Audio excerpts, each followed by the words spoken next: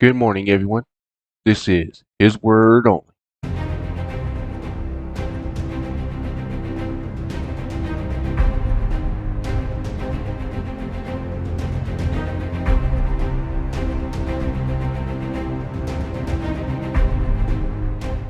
All right, let's get right into this. So, today we're going to be reading Exodus chapter 3, and as a summary, in chapter 2, we have Moses being born, sent to the river. Pharaoh's daughter finds him, brings him to the house of Pharaoh. Then, later on, he sees a Hebrew being whipped, and he ends up killing the Egyptian. And so he's got to run because Pharaoh gets wind of it.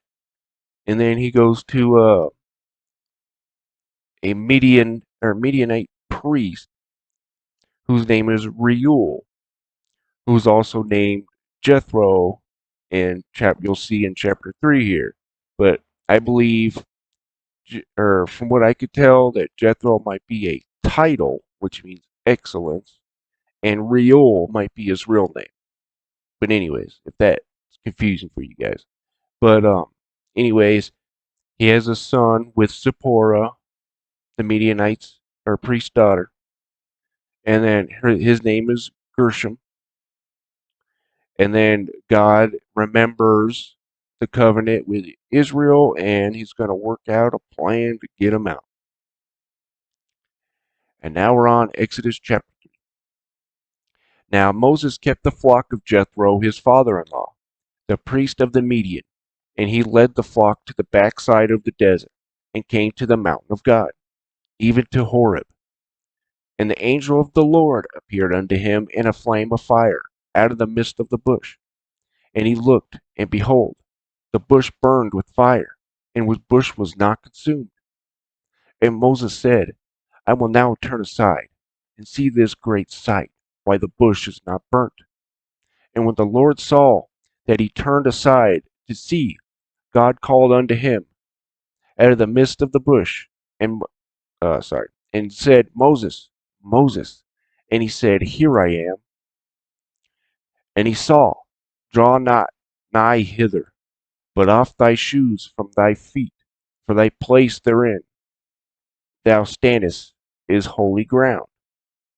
Moreover, he said, I am the God of thy father, the God of Abraham, the God of Isaac, and the God of Jacob.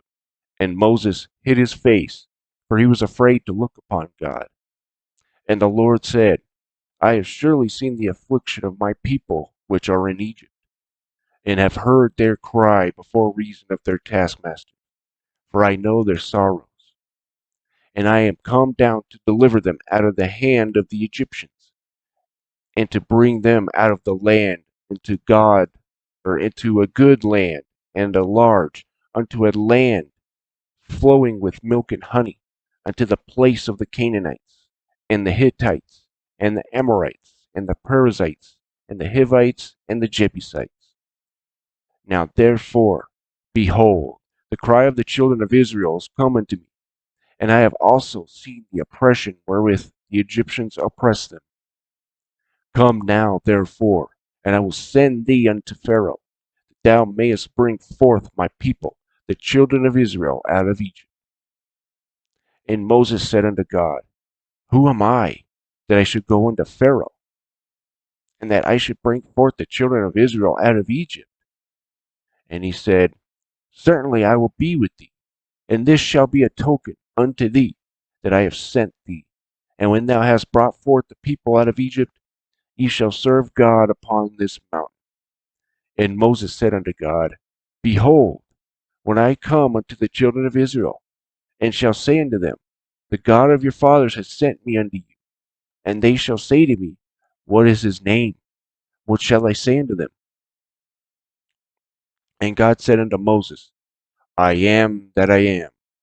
And he said, Thou shalt say unto the children of Israel, I am hath sent me unto you.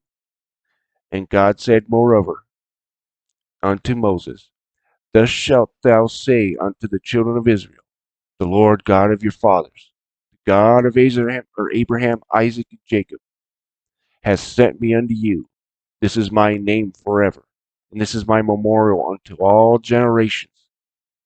Go, and gather the elders of Israel together, and say unto them, The Lord God of your fathers, the God of Abraham, Isaac, and Jacob, appeared unto me, saying, I have surely visited you, and seen that which is done to you in Egypt. And I have said, I will bring you up out of the affliction of Egypt unto the land of the Canaanites, and the Hittites, and the Amorites, and the Perizzites, and the Hivites, and the Jebusites, unto a land flowing with milk and honey. And they shall hearken to thy voice, and thou shalt come, thou and the elders of Israel, unto the king of Egypt. And ye shall say unto him, The Lord God of the Hebrews hath met with us. And now let us go, we beseech thee, 3 days' journey into the wilderness, that we may sacrifice to the Lord our God. And I am sure that the king of Egypt will not let you go, no, not by a mighty hand. And I will stretch out my hand, and smite Egypt with all my wonders, which I will do in the midst thereof. And after that he will let you go. And I will give this people favor in the sight of the Egyptians. And it shall come to pass, that when ye go, ye shall not go empty, but every woman shall borrow of her neighbor, and of her that sojourneth in her house, jewels of silver, jewels of gold, and raiment. And ye shall put them on upon your sons, and upon your daughters, and ye shall spoil the Egyptians. And that is the end of Exodus chapter 3. So, as a summary here, Moses is doing his thing. Then he sees the angel of the Lord appear out of a burning bush that just isn't consuming the bush. So he goes and checks it out. And he calls him to go to Egypt to free his people, right? That he was going to do wonders and do the plagues and all that.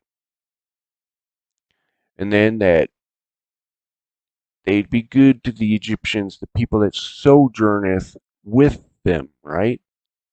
So if you're going to see later on that there are also sojourners with Israel who are amalgamated into Israel, just like we are today.